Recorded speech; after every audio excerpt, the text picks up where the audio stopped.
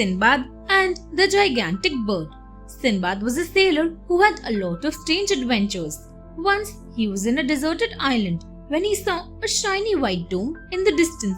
When he went closer to it, he found that it was a huge egg. Sinbad wondered what bird could lay such a big egg.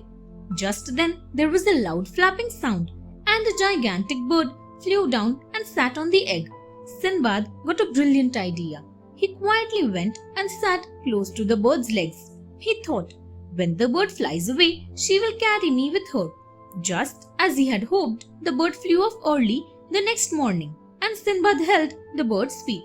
When they flew over the Valley of Diamonds, Sinbad jumped down. He quickly picked up a few large diamonds and walked till he reached the nearest town. There he sold the diamonds and earned enough money to live comfortably for many years.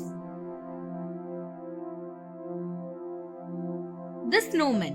What a lot of fun we've had in the snow today, cried Mary as she, her brother and sister came into their cottage. Brr, it was cold though. My hands are frozen, remarked Kate. I loved rolling the snow into balls and then making snowmen out of them, said Peter with satisfaction.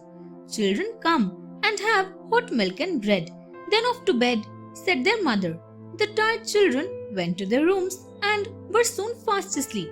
During the night, Peter got up to have a drink of water.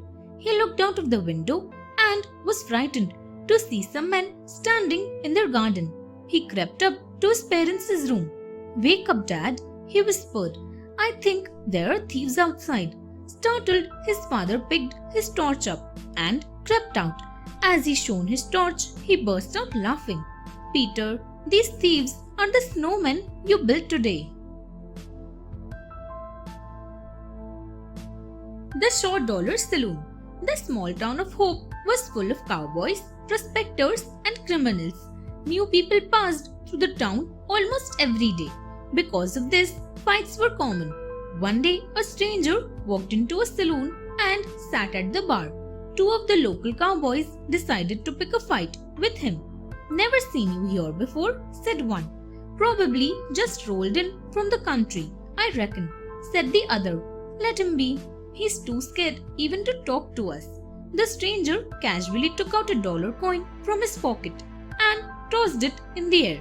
Before anyone realized what he was doing, he drew a gun from his holster and shot the coin while it was still in the air. No one had seen such excellent shooting before. The cowboys ran away scared. From that day, the saloon came to be known as the Short Dollar Saloon. The house next door. It was the first day of the holidays and Nathan had fallen ill. For 2 days, Nathan was too ill to do much except sleep. On the third day, however, he felt much better. From his room, Nathan had a clear view of the house next door. It had been empty for months, so Nathan was surprised to see a small red van drive there that morning. Within 5 minutes, the van drove away. Nathan wondered, why would the van stop at that empty house? He decided to watch the house carefully.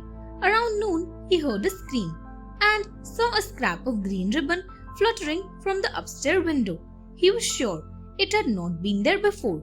Nathan immediately called the police and told them everything.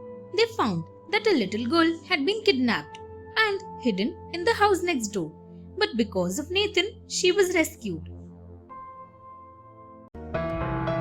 Thanks for watching.